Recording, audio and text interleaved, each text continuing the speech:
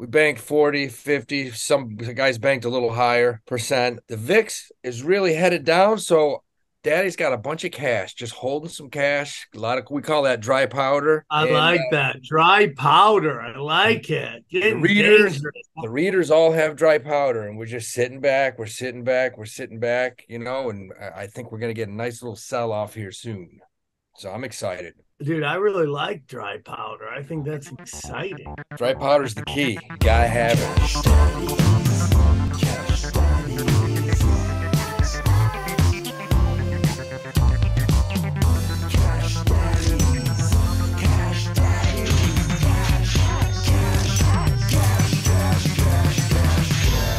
Cash Daddies is for entertainment purposes only. You'd be an idiot to listen to anything these degenerates say. Invest at your own risk, do research, but seriously don't listen to these ass clowns. Now enjoy Cash Daddies.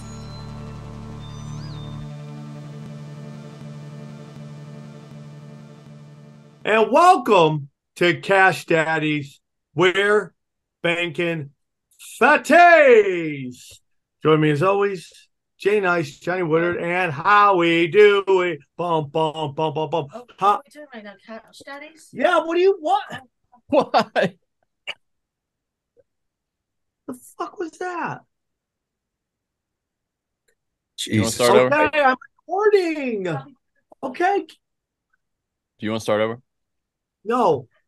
How are you, Howard? I'm good, my cares? man. Good. What's new? Oh, not much, man. Fast weekend. Got the holidays Fast coming up. weekend, bro? Fast Fast and weekend. Furious? Fast. We got Nah. Thanksgiving coming up this week. We got a little football. Got What are you going to do for college. Thanksgiving? My Knicks are rolling. Nice. Nice. The Clippers Clippers, look like Clippers look fire. loaded, man. Look like fire, bro. Fire. We're having a Yeah. great week. A lot of great shits going on. Young Christian warriors everywhere. Had a great weekend doing stand up. All my shows were packed, and I was very blessed, man. I had a great week. I had a great week. Johnny, how was your week? How's it being back in racist North Carolina?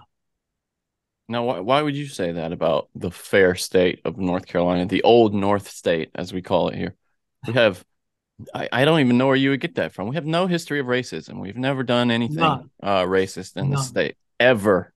No, I'm glad to be back. It's good. I'm on the farm, out in God's country, breathing the clean air that men and women everywhere were meant to breathe, not the smoggy Oh shit yeah. Do you that smell clogs. freedom, bro? Absolutely. It's absolutely the smell of freedom. Yeah. Still What can get kind of Twitter though. animals you That's got the most on the important thing. Oh, we my dad trains horses. We got a bunch of horses. We have cows. Maybe 100 head of cattle, chickens, dogs, bunch of dogs. I don't even know how many dogs we farm? Wow. have. We don't eat the dogs though. You eat the fresh eggs from the chickens? No, no, no. These are chickens that you eat, not the eggs. Oh, Johnny, you dude, rude, bro. You a You ever rude cut the boy. heads off and watch them run around with headless? I've seen that Oh, he before. loves I've that. absolutely seen that before. Yeah, It's kind of cool. I've Johnny, seen it a few which times. kind of chicken is the best to have sex with? Oh, Sam. What are you asking because you're interested? Is that what that is? Is that Yeah, genuine I'm curiosity? interested. Okay. All right. Is a Yeah, that is. chicken better than a horse? Yeah, well now a horse is Does that's a chicken make a dangerous. That's lousy dangerous. pet? Horse is dangerous. There are people who've done that. I mean, Really? Well, I mean, what are you talking about? Mr. Hands or whatever? What's the guy's name? Remember that video that went around of Yeah. that guy dying? Yeah, this is definitely a weird episode so far, guys. How was your week in terms of Well, because you asked us like investing? 5 questions that had nothing to do with I know. I asked the weird money. questions, bro. I asked the weird Sam the ones. Freak. Sam the Freak. Um, yeah, I mean it was a good week. Last week we absolutely crushed it with made money buying puts on a great stock, Caterpillar. For you new people listening, a put's where we actually hope the stock goes down. We hope it drops. And it did. It dropped. We banked 40, 50. Some guys banked a little higher percent.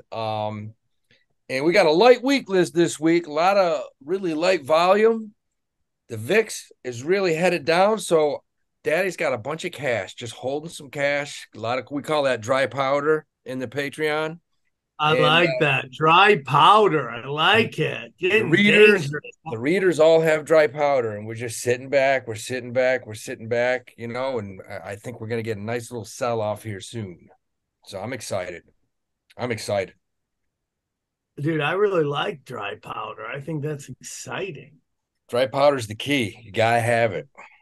You got That to have is it. Johnny, You got- how's your week? Did you invest anything? I traveled this week. No, I didn't have time to do any. No time to invest. What about Oh, you? Did you invest any this week, Sam? Yeah, I'm engaging in investing. What does that mean? What that means is that I am talking to some people about buying either a house and a ranch. A ranch. Now that's cool. This guy wants me to buy his ranch. Now, when you say ranch, you're not talking about a ranch house, like a one-level brick house. You're talking about a ranch with acres. You need to make sure and- you ask. You need to get somebody who knows what questions to ask before you buy a ranch. Like get somebody who you trust who knows about ranches because those can be money pits, dude.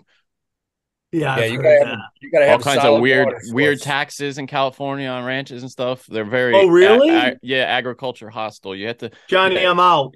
I'm out. You just convinced me. But well, you I'm just out. gotta know. It might not be I'm though. I out. don't know. It depends on how Too big it late. is, the acreage, the water, like how the water flows through there. It's a lot of Yeah, water source is key. Where is it? Is it in California? Because you have no Yeah, water there it anyways. is in California. It is in California. So it's Could be. basically a sand ranch. It could be great, desert but ranch. It could be great. There's supposedly a lot of water there. There's a lot of like animals. There's water. Where's that water come from, Sam? There's no water From out there. the Lord.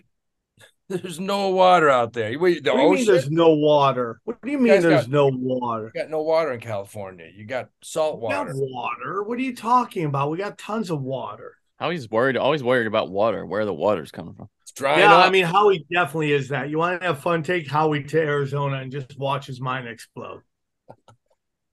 That was the fakest place I've ever been to in my life, man. There was no water.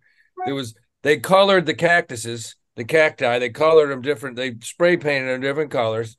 And That's incredible. in the mountains in the background, that was just a painting. You could tell. So, what have you been getting? What'd you do this week, Howie? What were some of the stocks you liked? What were some of the stocks you didn't like? And guys, what do you guys think about Apple maybe kicking Twitter off its app stores? I mean, come on, man. What's going on? Let's real quick. I gave a stock last week. I said I'm back on the DSX, which was trading. Dude, you doing those drugs again, bro? You got it was trading at $4.08, and you should have brought some, Sam, because it shot up to $4.44, and it just shot up the day after. I mean, a bunch of the readers bought it, so we made some coin on that. But let's talk about it. What's the deal with? What do you think about Twitter right now? This thing? Nobody has any idea what the hell's going on with Elon Musk. I love Twitter. I love it right now. But what's the deal? Is it going to be around? I'm getting a ton of you keep hearing that it's dying, but it's as busy as I've ever seen it. This is popping like it's never been popping before. Here's the thing, man. He laid off a bunch of people. They had way too many employees, and now, by the way, a ton of females. So obviously, it's working better. And he's asked them to do this thing that has offended so many of them so deeply.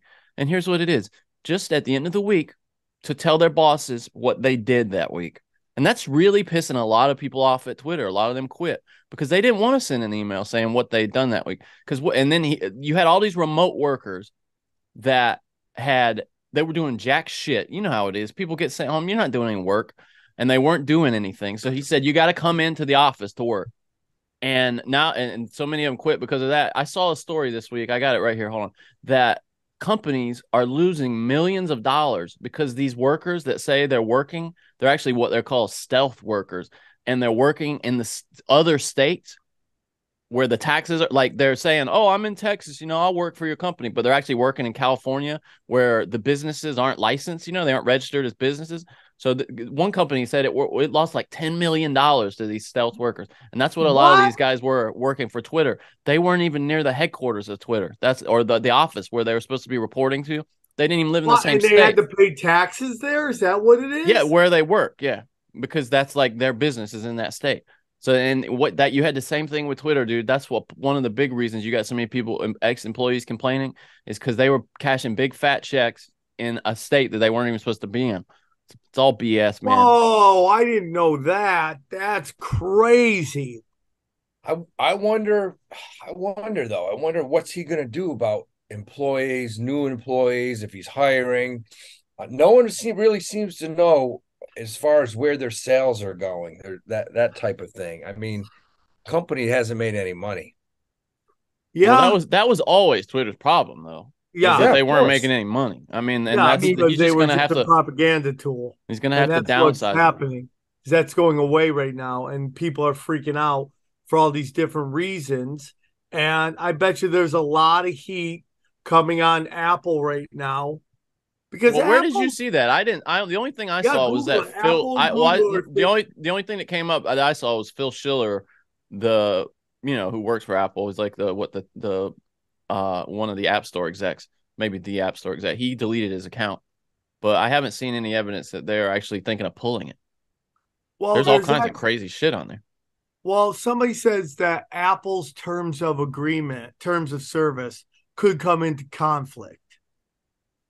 well, the main thing Oh, really? Musk is at kind of he's at war with Twitter right now, and it's basically he's trying to find new sources of revenue.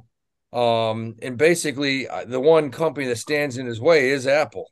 Uh, uh, that's what I'm looking at right here. Yeah, Tim Cook, who's the CEO of Apple, he snubbed Tesla. What last July when he was Oh talking yeah, about when it had to do with he asked if they wanted to buy his cars. He's yes, like, they're like, yes, nope, we're gonna make our own. Oh, well, yeah, he also said that they didn't really like the styling, is what he suggested. yeah, the innovation. So I mean, basically they're kind of going at it right now. I mean, I don't know. It's just my whole thing is this. I don't give a shit who the CEO of Twitter is. You got to find a source of income, of revenue, of sales. And if you can't do that, I don't give fucking, it can be Jesus and Allah running the company. It's still going to go bankrupt. I mean, I never really understood Twitter's business model. I Well, mean, I Well, mean, I mean, I mean, it's serving ads. It's serving relevant ads. ads. Yeah. I They don't know, just have man. to convince advertisers. They either have to convince the current advertisers and corporate advertisers that they will find a way to only serve their ads in places that won't make them look stupid, like not next to crazy conspiracy theories and shit like that. Or they have to find new advertisers that are okay with that. dude, this is the funniest thing, and I hate talking about the same story across my podcast, but I just got done doing Conspiracy Social Club, and we just the notion, okay, that companies don't want to be associated with negative news in 2022 is hilarious with all this cultural Marxism going on right now. Johnny, we talk about it all the time on my other podcasts, right? But have you seen this thing about Tampax? No, I don't know what you're talking about. Oh my god, dude! What is it? Look up Tampax and Dylan. Dylan? There's Like, a hashtag on Twitter. Go to Twitter oh, and Dylan put in Mulvaney. Okay, hashtag I got it right here. Tampax boycott or boycott Tampax. Did I Tampax ain't really never, reach out to Dylan Mulvaney for a collaboration on TikTok? Let's see. Um, Hold on. Most of these are TikToker Dylan Mulvaney set to make $1 million from endorsements. Is what's he saying gonna that do? perhaps Tampax is one of those. Is that what am I looking Yes. for here? Can you tell me? Well, it's fluid state, I think it's called. We just discussed it. It's along the lines of something called fluid state, and it's ran Who is by Dylan Mulvaney? I don't know who that is. Is that a he, trans person? yeah. He was in the Oh, Book of okay. Mormon. Super. I mean, like, listen. Was There's in the some Book of people. Mormon. What Guys part are did they? God. What Guys part did they play in the Book of Mormon? He played one of the Mormons who were obviously gay. But okay, that's So whatever. he's pushing Tampax. Was he gonna fire He's one up his ass? transitioning to a woman, and Tampax wants to sponsor him. So the whole point of this retarded rant I just went on is that the notion that advertisers don't want to be associated with stupid is hilarious. Now, Dylan was at the Comedy Store before. He's friends with Eleanor Kerrigan. So he was there. Nice person. Very nice person, very energetic, super funny. But is obviously just cashing checks and breaking necks right now, and just Dude. is being used as a tool to divide. It's beyond interesting. But Hey. like, it's so funny to listen to these corporations. We don't want to be associated with this stuff. And then they're like, dude, this guy's gonna fucking this person with a dick is going to be our spokesman for tampons. Well, wait. Oh, okay. This is so confusing. I'm Yeah. trying to figure out. I mean, I can't find any credible like descript or like a good description of what is going on. Okay. Now I'm gonna have to fight everybody. No, what I mean, it's a lot of like blogs and stuff talking about it, but they can't tell if it's actually a thing. And Yeah, then if you one, go down, you can find it. Hold on. oh, It's here it is. Okay, trans woman complains Tampax, claims Here it is. Tampax Here have it op. is. Heavy lies the crown, crown of my frown, crown on my frown. This is from a while ago, but Dylan and Jeffrey Marsh, both biological males, are now sponsored by Tampax. And look up this Fluid project, which the Fluid project, which is PHLUID project. Okay. This was an older tweet. Is this a business? I mean, are we talking? Is this is this an investment thing we're talking about here? What are we talking about here? Fluid. Okay. Tampax, did Tampax reach out? It says no. Okay. Point Johnny. No, what do you? I mean, I wasn't saying. I just can't find anything about it. The only thing I can find is this, Sam, and it's a post of like it's like a comedy post from Dylan's account where he's like, when Tampax offers to sponsor you, but you don't have a pussy. And it's like his head like floating around in space and him Hey, smiling. how did you just bleep yourself in real time? Well, he didn't spell the word out. He just put a picture of a cat emoji. So I did the actual like the mouth version of that. Oh wow, Johnny, you're advanced.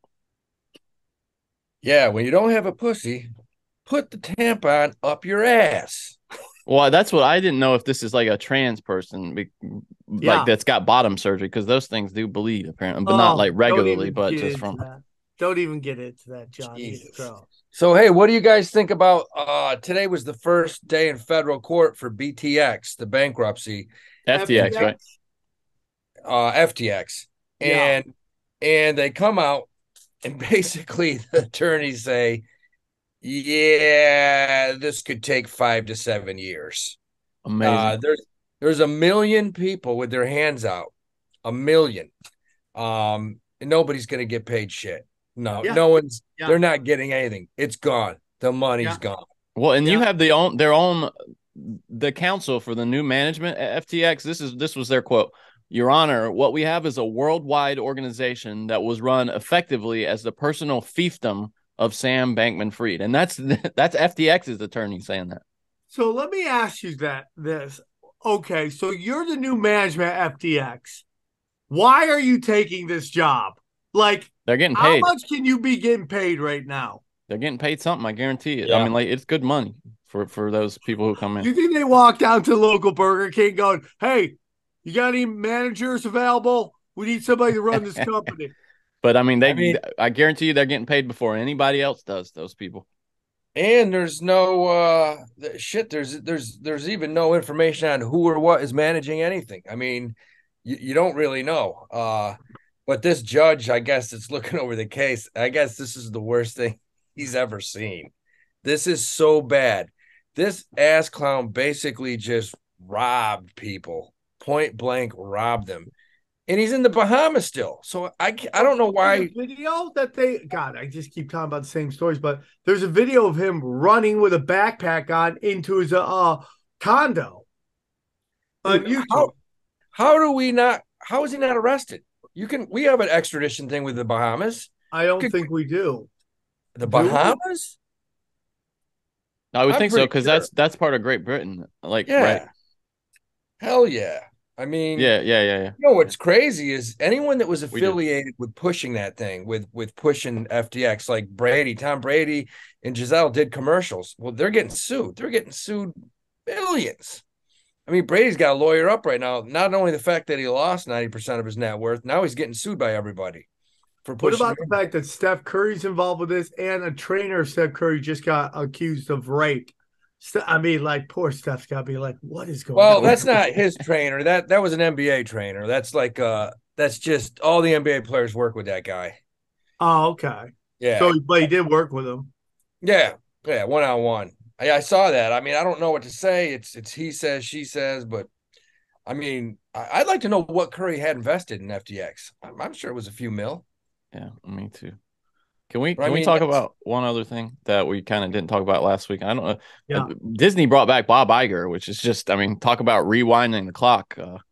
So dude, interesting. There was kind of mutiny. Wall Street loves it. Wall Yeah. Street loves it. I mean, Loves what? he's a winner. This new CEO for Disney, he's a beast. Yeah, I but is he a mean, scumbag that brought in all the Yes. woke shit that's driven it into the ground? no, that's not what No, drove it. no, that's the person who got fired. But they're bringing back Bob Iger, who was the guy before, it's and had some Oh. success. But it's just it's interesting because you rarely see them like reverse course like this. And he's got a mess on his hands. Just like your Hornets. But Bob Iger has the Not working. reputation. He's got the reputation of being an animal. I mean, he's turned Yeah. companies around. That's what he does. I mean, as soon as that announcement was made, the stock went up 8%. So Wall Street likes it. Yeah. I just thought that was interesting. Yeah, I think there'll be some buying on Diz.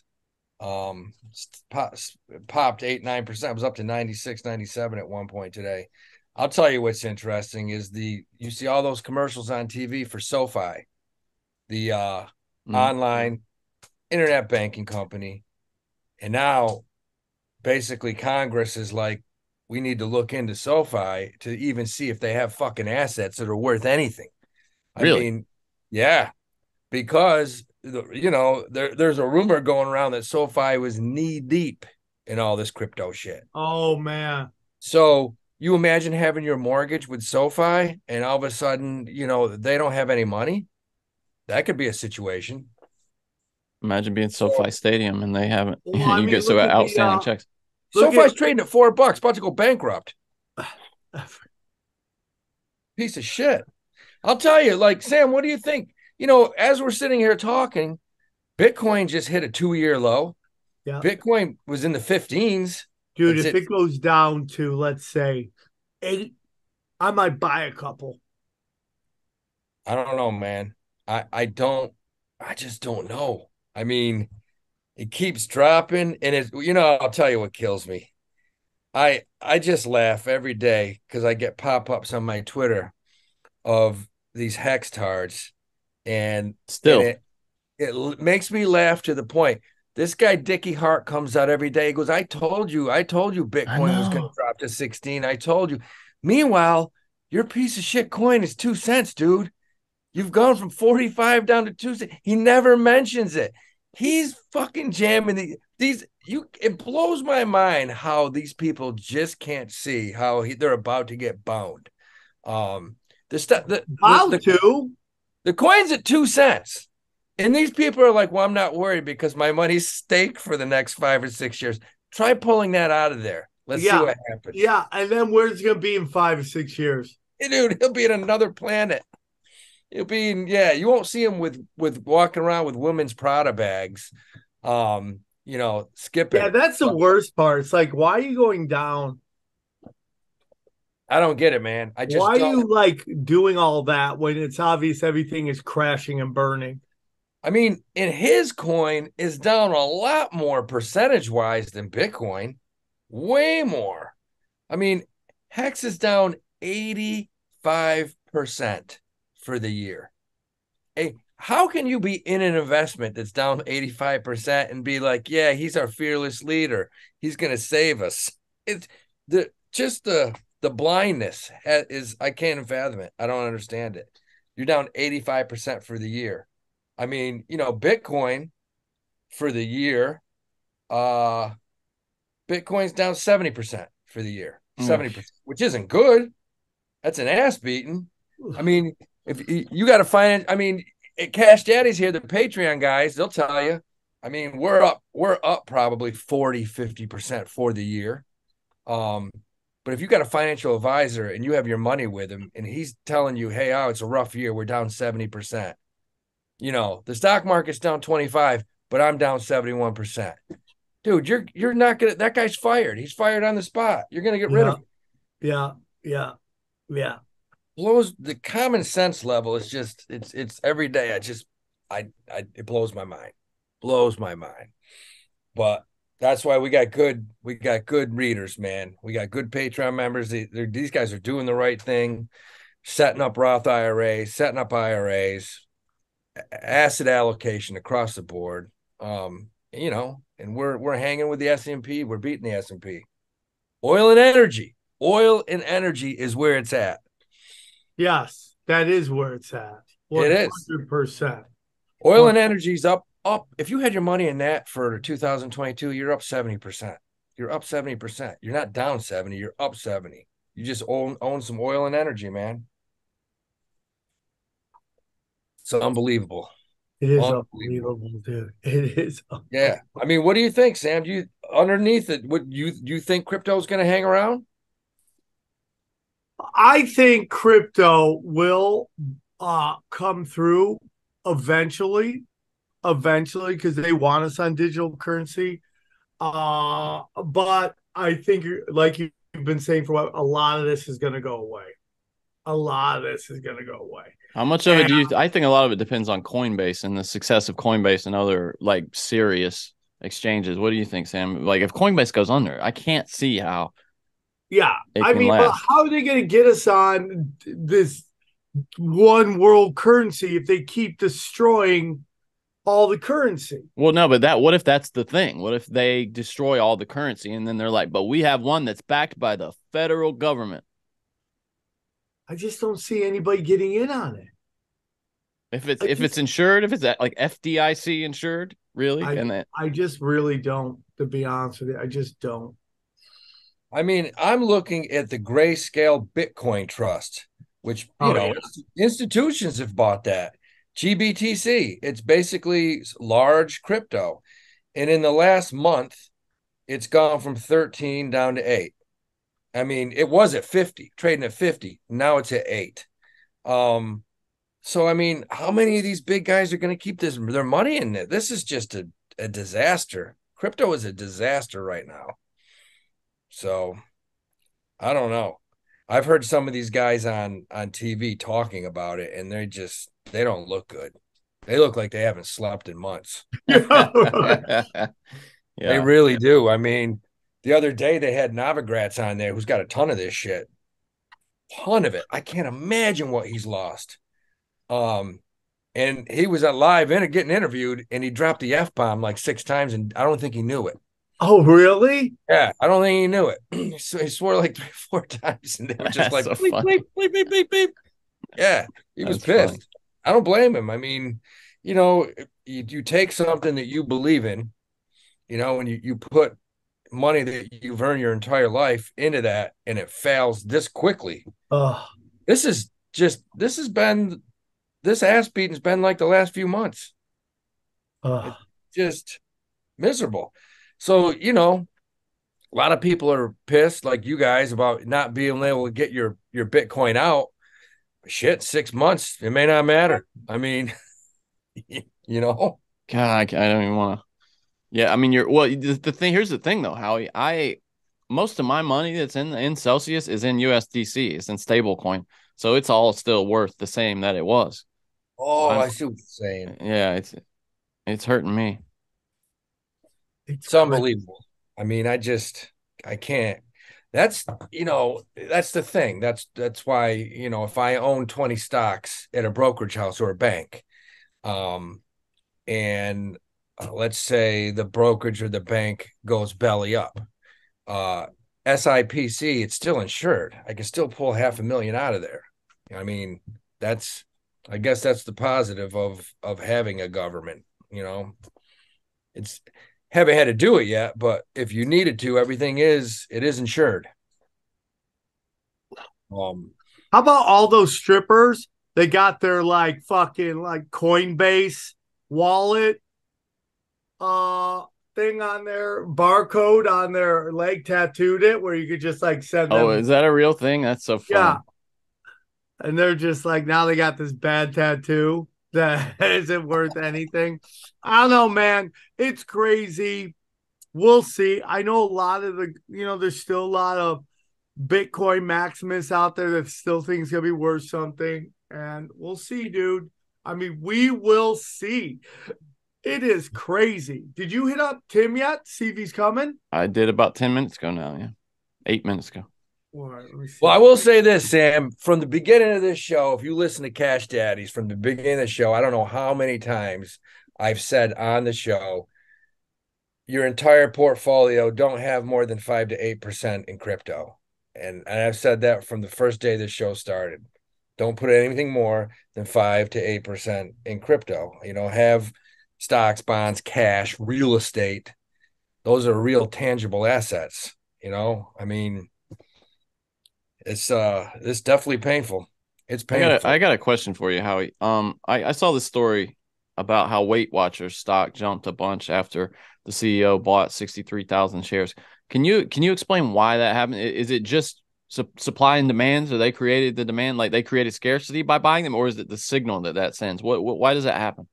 Both, both. You just nailed it, man. I mean, buying a ton of shares is going to push the price up, but more importantly, when guys like you and I, and fucking Joe Blow sees that the CEO bought that much insider buying, he knows something. He likes the company. He thinks the company has a lot of potential. So a lot of times when you see big insider buying, that's when institutions like to piggyback and jump on because that stock's going to go higher. All right. We got the guest here. If you guys want to go to Yeah, that. bring in Tim. Bring Tim in. Okay, guys, we're going to the guest. I'm very excited. Let's do it. Tim Picciott. What? Tim, how are you? Sam, hey guys, how's it going? Hi, Tim. How do you pronounce your last name? Last name again, Tim? Picciott. Picciott. Yeah. There we go. Close. Tim Picciott. Very excited. What's Very going on, excited. Tim? I read about you, man. I see you. I read about your investment group. You used to work for LPL. Yeah, and they wouldn't allow me to. So back in 2017, I was trying to get people to sell crypto into certain types of trusts when it was at a high. And I was about to speak at Anarchapulco. They forbid every single advisor in the company from talking about Bitcoin. And then I lost a six-figure residual income for giving them a big FU and saying I'm not 5 years old and telling me what I Damn. can't talk about. So That's wild Damn. because that's an independent, independent brokerage and shit. I remember going through their situation. I mean, their headquarters in Boston, and I think they only had like one person behind the Chinese wall. They didn't have a lot of people um involved because it was independent. So I'm surprised they didn't give you a little more leeway.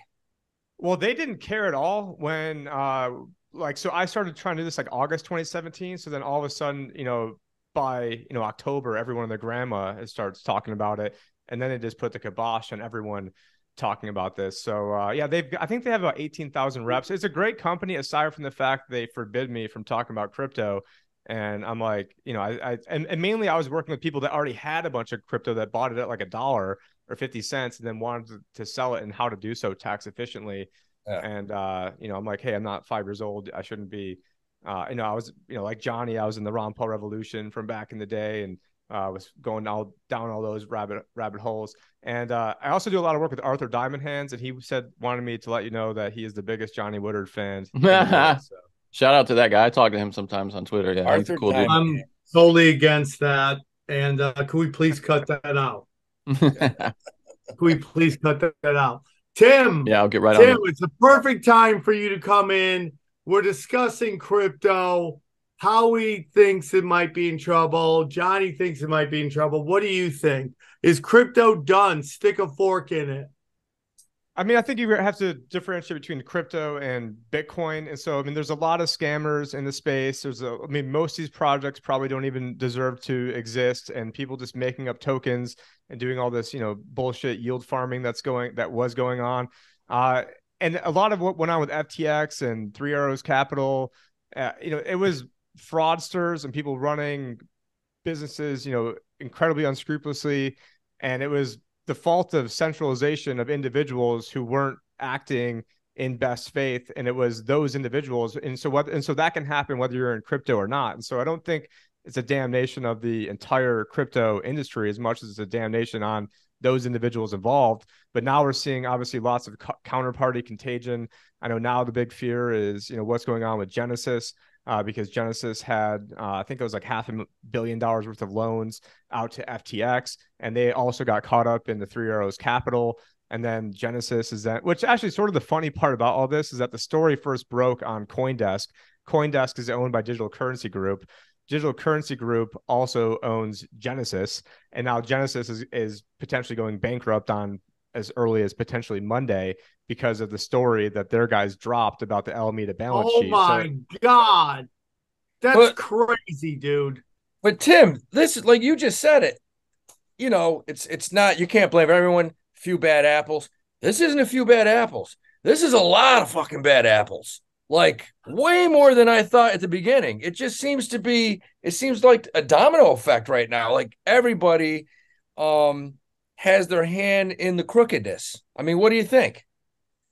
Yeah, when I first came on your show, I think I was actually your first guest, if you don't count Chris Neff as a guest, because he ended up being a co-host.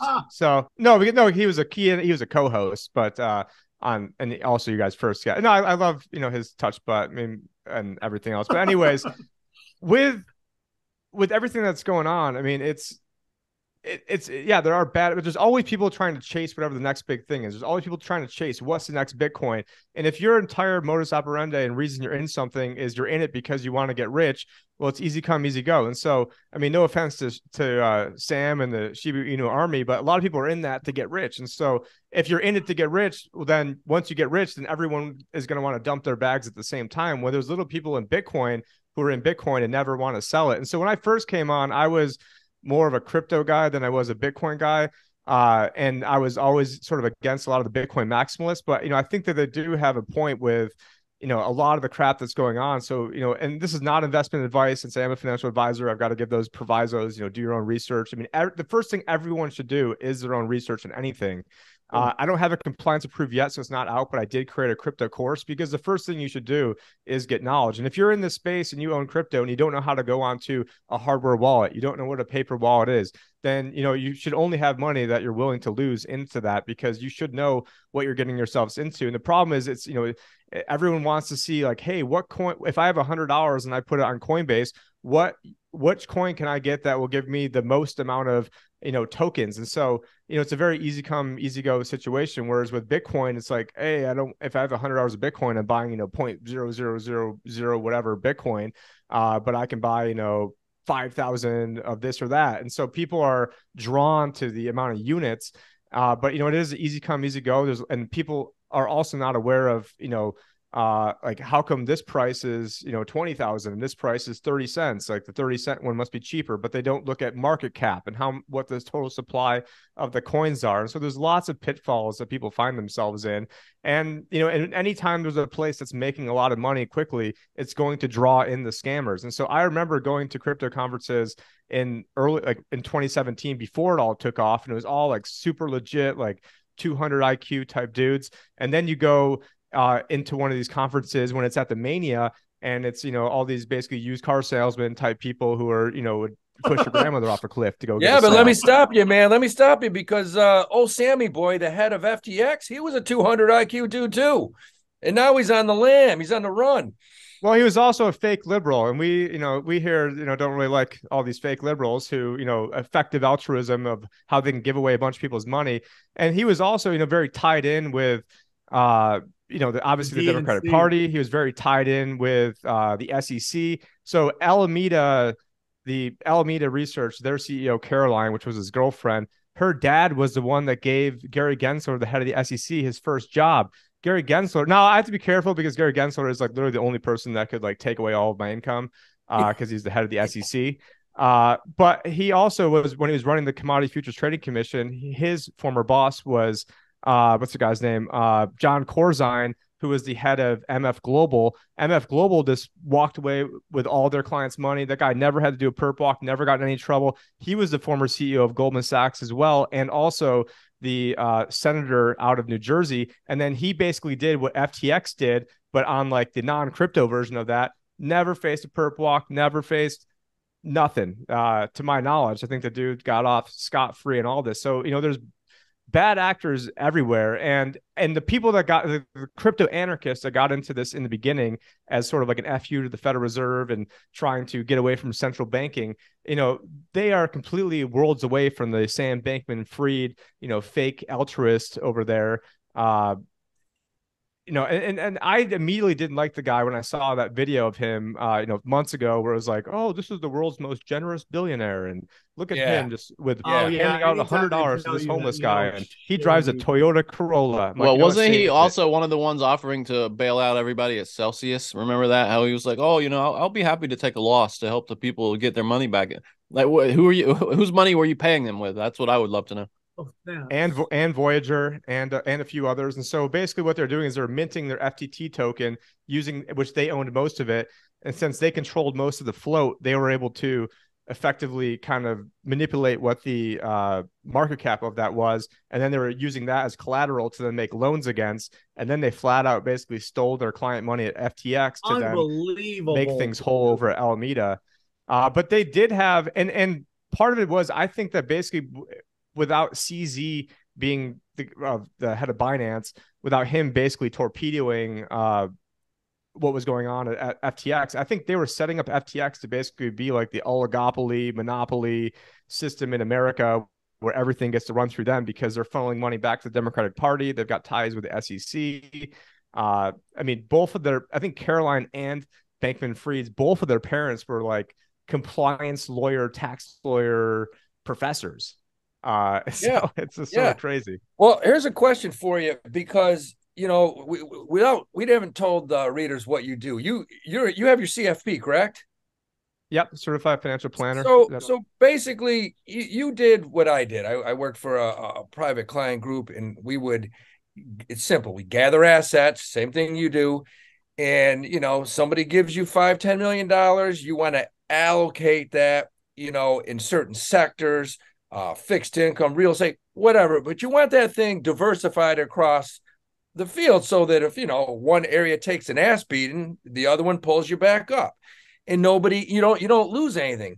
So here's my question: Tom Brady and Giselle probably, in my estimation, had probably 5, 6, 7 guys like yourself. I'm sure they did. Most of those people have a few different advisors. So I'm Tom Brady, and I come to you and I say, you know what, man, that 350 mil that you got invested for me, it's done pretty well. You're doing 8-10% every single year. I'm happy with you. But I got this deal, man.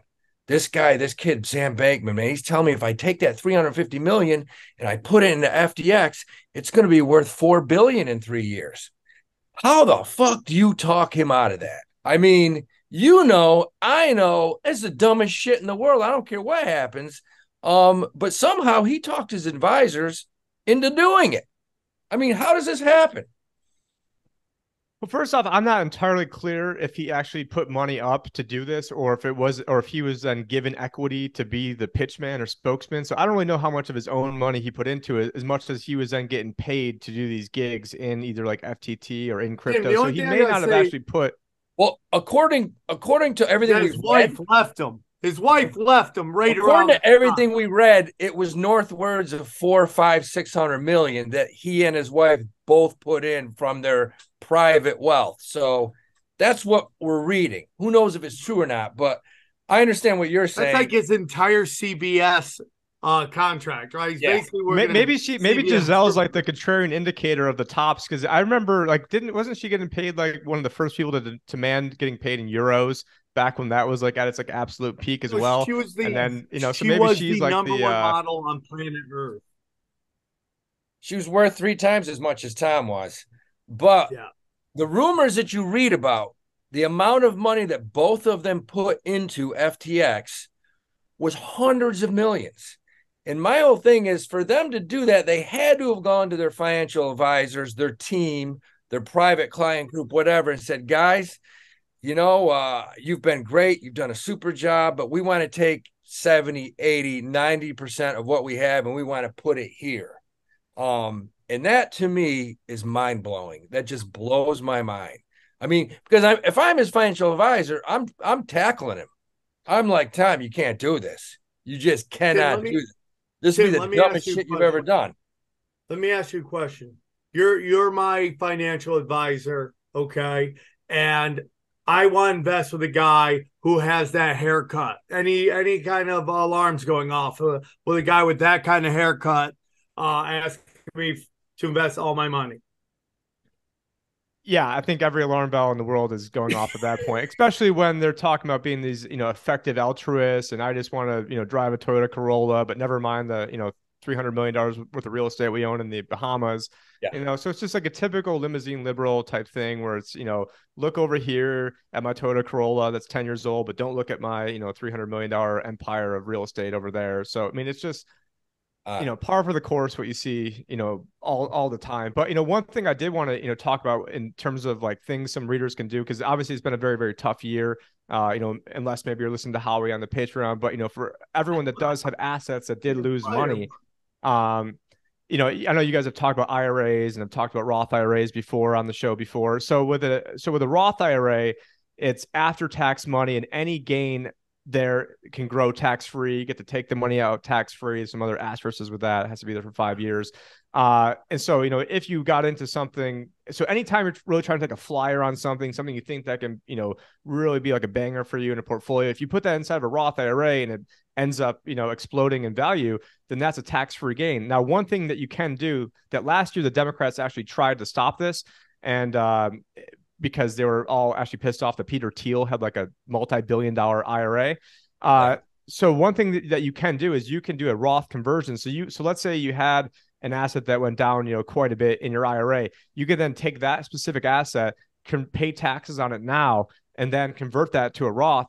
And so, and another thing that I, have my hands in as well is Bitcoin IRAs, where you have actual crypto, like actual Bitcoin, Ethereum into IRAs. Obviously, goes without saying that you should know what you're getting yourself into, and not have the knowledge of the space, and also have the time horizon, and not just YOLO and put everything into this.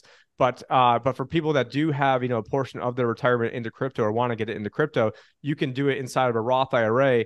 And so if you already have, let's say, crypto, already have a big position that went down quite a bit, you can then basically make the best out of that, pay the taxes now, which obviously no one wants to pay taxes. But then when it goes up, so let's say we get the day where Bitcoin is $250,000 or is $1 million, and I'm not necessarily wishing that day comes quickly, because that day is also going to mean that there's going to be homeless in the streets, obviously already going on. There's going to be massive food shortages, food riots, energy crises, literally the blood in the streets. And so when that $1 million, so it's like, be careful what you wish for, because I think eventually the dollar is going to lose reserve currency status eventually after it keeps gaining. There's something called the dollar milkshake theory, where I actually did think the dollar would get stronger before it collapsed. It's sort of what we're seeing right now.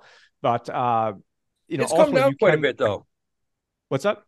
The dollar's come down quite a bit over the past month.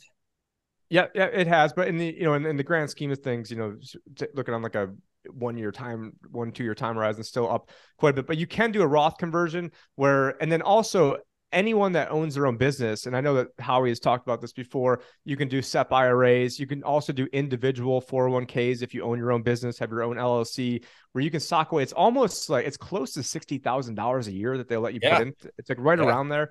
So you get to put in the employee contribution, which is $20,500. Next year is $22,500 as the employee. But since you're the only employee, you can also then put in an employer contribution, like a matching contribution. But since you're the only person, you're matching to yourself.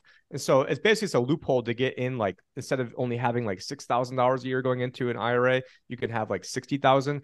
Now there's other loopholes too, where there's, because a lot of people come to me and say, hey, Tim, like I have people that make $700,000 a year that contribute to a Roth IRA because there's a backdoor way of getting into it's too bad Neff isn't here for the backdoor way of how to get into. So sorry, I know I shouldn't make fun of him while he's not here, but it actually is called the backdoor Roth, and so it basically there's a way where you can get into a Roth IRA regardless of your income. Now it's only works really cleanly if you don't have like a really big IRA to begin with. So if you don't have it, so if everything's in a 401k and then you start an IRA, there's ways, without getting into all the minutia, there's ways where you can get into it, regardless of income. So that's one of the things that the readers can do.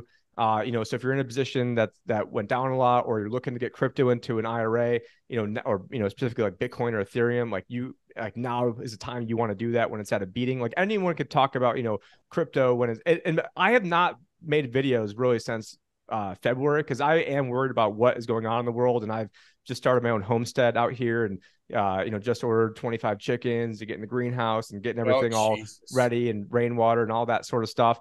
But to me, that was more important than pumping out videos. But I was pumping out video after video after video when Bitcoin was at like $3,000 after it had fallen in 2018, saying this is going to come back and be a multi-trillion-dollar thing. And so I was willing to put videos out when it was at the absolute doldrums. And so it's it's easy to put out videos when it's ripping at 60,000. It's much harder to tell people, hey, the time to get into something is when no one wants to get into it. And so there is something called the fear and greed index, where basically the more fearful it is usually the better time to get in. And right now we're showing extreme fear in that index. It's a 22 on a scale of 0 to 100. And so anytime it's basically below like a 10, or you're in the teens, you're in extreme fear, we're not catching the bottom. We don't know if it's the absolute bottom or what, but that is a relatively good time to get in.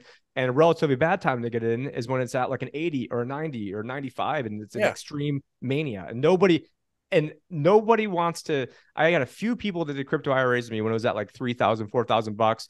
No one by and large wanted to do this, but when Bitcoin's at 60,000, everybody's calling me to get in, and no one. Did anybody sell? Did anybody sell when it was at 50, 60? So I do have people, like I said before, who, we do charitable trust as well. So they were able to take, a low cost basis asset, put it into a charitable trust, bypass all capital gains. They pay an income stream to themselves. And so that's why like these guys and Warren Buffett and all these billionaires are like, oh, we gave away all of our money. They literally it costs them more to not give away their money than to give away their money, because of how the tax code is structured, and they're giving it away by and large to themselves until they die, and the remainder then goes to charity. And so that is one thing that I did help people set up. I was trying to get people to do that in like late 2017, and unfortunately no one wanted to listen to me when Bitcoin was at 20,000 the first time. And so, just zooming out, this is a space I've, followed since it was like $1. And so in the grand scheme of things, it's still, if you would have told me 3 years ago, you'd have, FTX, I'm not even sure it was even around 3 years ago. You'd have the third largest crypto exchange collapse. You'd have Celsius collapse. You'd have Voyager collapse. You'd have BlockFi collapse. You'd have $40 billion blowout in something called Luna. And then Bitcoin would still be like 15,500. Most people would have said that would still be a pretty good win if you zoom out like where we really are in this. And because what you have to keep in mind is that a central bank digital currency is coming. It is around the corner. You have 100 central banks around the world are actively working on this. There's only 12 countries right now that have postponed their plans on this. So anyone could type in, it's atlanticcouncil.org/CBDC tracker. And then you can then see all the countries that are actively trying to implement this. And I did an entire presentation at Float when, Sam was there, and on the CBDCs and what is coming. And so I know this is maybe not the podcast for it, but they're going to use some sort of problem, reaction, solution to then try to basically come in as a saviors with this basically government version of, Bitcoin, like what we call like a Fed coin dollar. And at that point, they're going to have everyone by the balls, and you're not going to be able to really kind of escape this system. And it is going to be the mark of the beast. And they wasted absolutely no time in 2020 during the pandemic to immediately start coming out with bills. Like they had bills coming out in like March and April. The very first CARES Act for the $1,200 was actually supposed to be paid in a Federal Reserve coin. The first version of that text, the Maxine Waters version of that bill, called for paying that in a basically in a Fed coin. And so that was just a trial balloon. Since I was the only person that bitched about it, it looks like they're going forward with it. And so most people have no idea this is coming. Actually, I was pitched to invest into FTX about a month ago. I was speaking at a conference where it was myself and then one of Anthony Scaramucci's guys at Skybridge. And Skybridge was trying to pitch me on their private FTX thing that they had. And I asked that room. So this is at an alternative investment conference. I was the speaker on a crypto panel at an alternative investment conference. So first off, most financial advisors are not at an alternative investment conference. Then most of them are not going to a crypto panel. I asked that room, show of hands, how many of you know what a CBDC is? Do you guys want to take a guess what percentage of that room maybe raise their hands? I'm going to go 0. Yeah, maybe 10% raise their hands. Now, this is at an alternative investment conference at a crypto panel, and only 10% knew what a CBDC is. It means that their clients aren't asking them about it. It means they don't even know about it. And the 10% that did raise their hands sort of just put their hands up to not look stupid to everybody else because they didn't want to look like they didn't know what was going on. And so I would venture to say it probably is closer to Sam's 0% because I'm not even sure if I trust those 10% that raise their hands. And so this is not on anyone's radar, but this is coming. And so it's more of like a macroeconomic zoom out to 100,000-foot view of things going on. And the 100,000-foot view of things going on is that they are trying to bring a totalitarian system where they're going to track, trace, surveil everything and issue a Fed coin, then issue basically every other major currency around the world is going to be digitized and through the blockchain. And so the blockchain can provide absolute freedom, or it can provide slavery. Just like a gun can be used to kill you, or it can be used to save your life. And the government and the bad guys are going to use it to basically lock everything down. And so that's why I'm still bullish on where Bitcoin's going ultimately, because ultimately, if your only choice is you can have Fed coin, or you can have Bitcoin, and they can only print 21 million Bitcoin ever, which only about another 2.5-3 million ever are coming out. Whereas Fed coin overnight, they can print another 10 trillion willy nilly. They're going to do it. They printed about 80% of all the money supply, over a 30-month time period after 2020. So, I mean, they're going to have to do that again. Now with the rates, they have 3-month treasury bills that are paying over 4.2%. Yeah. So you could keep rolling those over, not financial advice in case the SEC wants to come after me and not actually real people like Sam Bankman-Fried. But, you can roll those over, and that's like about 16% a year just being in 3-month treasury bills. A lot of the U.S. funding is done in like 3-4 months, 1 year, 2 year. I mean, how is the government going to keep paying? It's one thing to have $30 trillion of debt and pay, 0.25% interest. It's another to have 30 trillion and start paying 4% interest, because then it just gives us. But I think the other countries are trying to give us a lot of rope to basically hang ourselves and then come in as the saviors to have this CBDC. And that's when Bitcoin, in my opinion, is going to take off. But they could derail it and have other things like, Operation Cyber Polygon, or not to get too much into tinfoil hat land. But we love it. Yeah, but I understand what you're saying, but in nobody, especially me, nobody wants the government involved with fucking anything to do financially, because over the past 100 years they tend to fuck things up pretty quickly. But my thing right now is, it seems to me like with this decentralized philosophy with Bitcoin, individual greed is fucking killing it. It really is. It's like, forget about the government coming in and screwing things up. These individual companies, different coins, different holding, like Celsius and things like that. Jesus, they're sticking it. It seems like they're sticking it to their own people.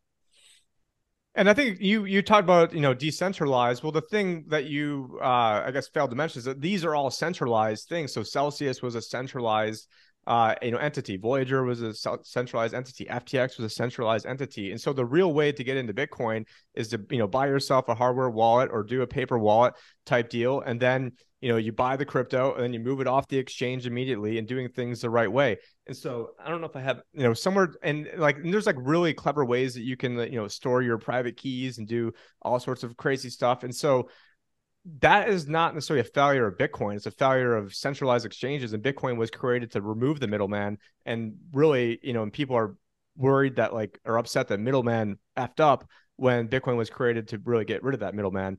And so I don't, and just like, I mean, the internet early days, tons of scammers, on the internet, tons of, pet.com type things. And So if I'm buying Bitcoin, you're saying I should buy it, move it to my own specific private wallet versus say buy it on Coinbase and just leave it on Coinbase.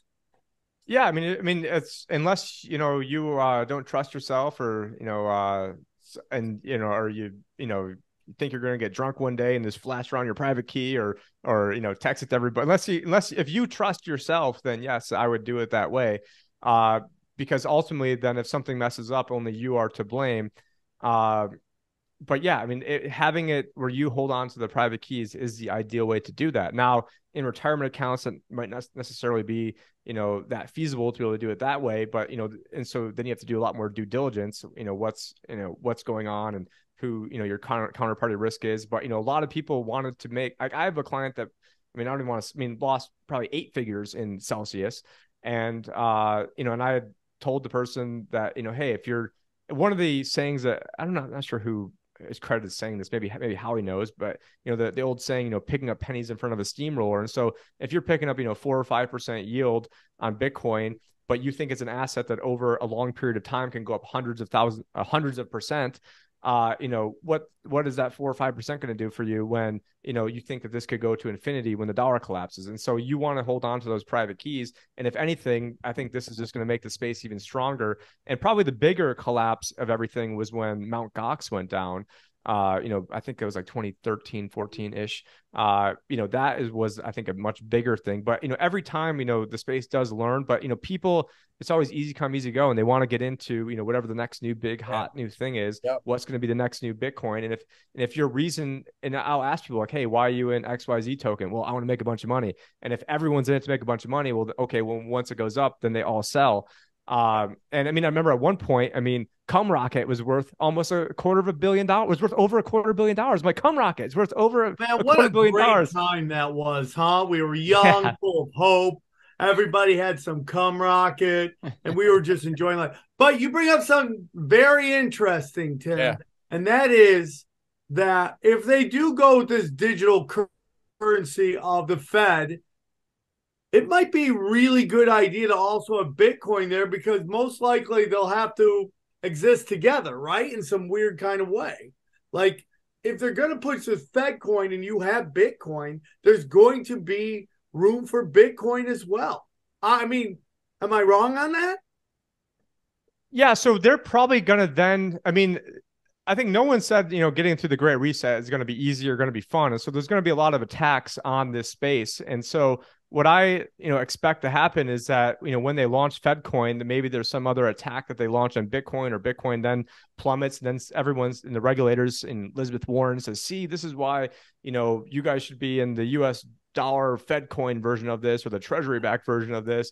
And then try to place a lot of fear, uncertainty, and doubt because people are going to say, oh, if you want one that can lose 80%. And yeah, anyone listening, Bitcoin at any given time can lose that much money. And so this is not my first, rodeo in the crypto sphere, whereas people that just came in, in 2020, 2021, they're getting that lesson now of, what can happen. Now, I thought it was probably going to go up a little bit more before it ended up collapsing, but, trying to time this stuff is impossible. But I think to Stan's point, they are going to use having the Fed coin as some sort of excuse to basically then have an all-out regulatory attack on Bitcoin, or they use Bitcoin as sort of like the globalist. Now, this is also getting more into tinfoil hat land of how, when you start looking at these second, third layered, solutions, I'll use with an air quote, when you have things like Lightning Network, and then you start looking into who funded Lightning Network and their ties to the Bilderberg Group. And we're not even talking like very far hops away, but that's probably more for like another type of show. But ultimately, they are going to try to use this problem reaction solution to get themselves in, complete control over everything. But, they're not going to be able to stop it. Just like they tried to stop people from breathing. They didn't stop me from breathing in 2020. Like, oh, you got to wear a mask. I didn't wear any mask. Interesting. And so people are not going to listen. And just like, I remember being in college and they banned, like that one drink Four Loco. Well, guess what? Everyone went out and just bought a shitload of that Four Loco, which was, terrible. I remember going to a Syracuse game, definitely having way too many of those and almost getting kicked out of there. But yeah, I'm sure Howie's looking at me like, yeah, we've all been there. Yeah. Oh yeah, I've been asked to leave a few establishments. Yeah, and but yeah, you try banning something, it makes it sexier, gives it more of an appeal, makes people want to get more into that. And so effectively the government can't ban Bitcoin. They can try all they want. They can try to overtake it, they can try to attack it. I could get into why they wouldn't be successful, but yeah, ultimately they're going to launch this. And ultimately, I mean, right now, I mean, if you read Klaus Schwab's COVID-19, The Great Reset, page 72 to 75 is called The Fate of the US Dollar. And they talk about how they're going to actually, basically because of the weaponization of the US dollar and the fact that we get to print the world reserve currency, it's not fair to everybody else, and how they're basically trying to get away from the dollar as a standard. I mean, Klaus Schwab dedicated an entire subsection of the book telling you about this, like what they're trying to do. And now he didn't necessarily, and they also, Yuval Harari is out there, constantly talking about CBDCs and what they're going to be doing with this. And now full disclosure, I had a meeting right before this, and Sam asked me right before that to come on, so I didn't like fully prepare for all this. But bro. You crushed it. Yeah. But they are trying to launch the CBDC come hell or high water, and you even have like the World Government Summit that was going on, I think back in like April at worldgovernmentsummit.com. One of the opening speakers was Klaus Schwab. The very next address was called "Are We Ready for the New World Order?" And the people involved in that were I got this right in front of me. It's the president of the Atlantic Council. The Atlantic Council are the ones who have that CBDC tracker. It was also Pippa Milgram. Like her dad was involved in Nixon administration when they got us off gold, and just all sorts of other bad characters that are in there. So they're trying to get this. And then there's another guy named Augustus Carstens, who is this like 500-pound central banker out of the Bank of International Settlements. So the Bank of International Settlements is the central bank of central banks. It's its own country in Zurich, Switzerland, sort of like the Vatican. No one ever talks about it, so that way they can't be audited. They can't be. Now that's a tinfoil hat show right there. Is Bank of International Settlements. Let's do it. The dude that runs it is literally 500 fucking pounds. And at one point, he was running a thing on inflation and food scarcity. I'm like, you ate all the food. Like you're 500. Like you got a guy that's 500 pounds talking about food scarcity. And one of his quotes is, "We don't know who's using a $100 bill today, and we don't know who's using a 1,000 peso bill today. The key difference is with CBDC is the central bank will have the absolute control on the rules and regulations that will determine the use of that expression of central bank liability, and will also have the technology to enforce that." So they want to know exactly what you're doing. They want to be able to shut you down. They want to be able to tie it into like a Bill Gates like 666 patent he has, where you're walking around and they pay you some sort of cryptocurrencies, and they're trying to basically set up a digital dictatorship. And every day they're progressing more and more and more towards this. But to give you guys some actionable items, there is that Roth conversion where you can make the best out of the situation. So if you have equities that are way down, you can go and get into that. Another thing I'd like to talk about quickly is something that's more like vanilla plain would be the bond market. So there's something called interest rate risk. And so, let's pretend this is a teeter-totter. So if you have interest rates going up 1%, so when interest rates go up, the underlying prices of bonds go down. So if you have a 20-year duration bond and rates go up 1%, your underlying value of the bond goes down by 20. So your $1 million is now 800,000. Rates go up 2%. Now you're down a little over 40%. And so there are people that were in what they thought were safe things that have gotten absolutely annihilated, because this has been like the worst period ever for like a 60-40 portfolio, 60% stocks, 40% bonds. It's never been worse, because the safe things, the places where people go to hide, they all got decimated. And I've been talking about this for over a decade. And yeah, I was early to the party, but hey, you're making 1% a year for 10 years. Okay, maybe you made 13, 14%. Well, boom, all that was wiped out in the span of like a few months this year. And I actually had a question in 2016 that made it to Janet Yellen. So I had a congressman who had said, Congressman David Schweikert's like, "Hey, I'm about to go interview Janet Yellen. Anyone have a question?" And so he picked my question, and I was like, "Well, Janet, if you say that rates are going up to 4%, Then, and most of your bond portfolio is only collecting 1. So you're collecting 1, you're paying out 4, you're losing 3. So instead of making money, you're actually going to be losing money. Are you going to send the Treasury a bill? And she laughed at my question and said that it was an impossibility. Well, guess what, bitch? Now you're actually losing money now she's at the Treasury saying, oh, I can't believe we're losing money and the Fed's doing this. Well, I told you that was going to happen as a 30-year-old 6 years ago, knowing that was going to happen because you said it was going to happen, but eventually that was going to happen. So the last point I want to bring up is there's something else known as sequence of return risk. And that is the notion that it is when it comes to retirement specifically. So this doesn't matter for like a 30-year-old, a 40-year-old. This is like people that are like 65 years old. It doesn't really matter in retirement what your average return is as much as it matters what the order of those returns are. So, I do have like a little graph up here. So I don't have, not like Rain Man with this memorized. So, if you're pulling 4% a year and your portfolio goes down 30%, you've got to go up 63%, basically to get back to even over the next 3 years. And so, most people just don't like ever factor this in. Now, I also have another scenario where it shows investor A and investor B. Investor A starts off with 3 bad years, then 7 good years. Investor B is just the inverse of that. So like the exact mirror of that. So they both start off with the same amount of money. And so I haven't looked at this one in a while. Like I said, I just came on right before this. So basically what it's showing, they both start off with, they both start off with $1 million. They both average 5.1%. They're both taking out 50 grand a year. And investor A, since he started off with 3 bad years, after 10 years, he has $630,000. Investor B has $1,074,000. They both average the exact same, but it all has to do with that order of return. The first few years are so important with the compound interest.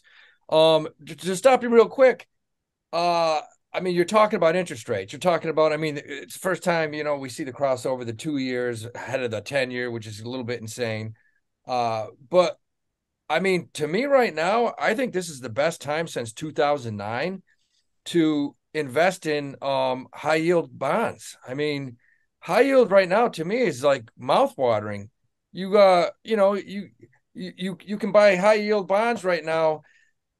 Solid companies yielding 5, 6, 7, 8% and get the appreciation. I've been looking at those for the past 3-4 months. I just think I think it's a pretty good value right now, high yield corporate bonds.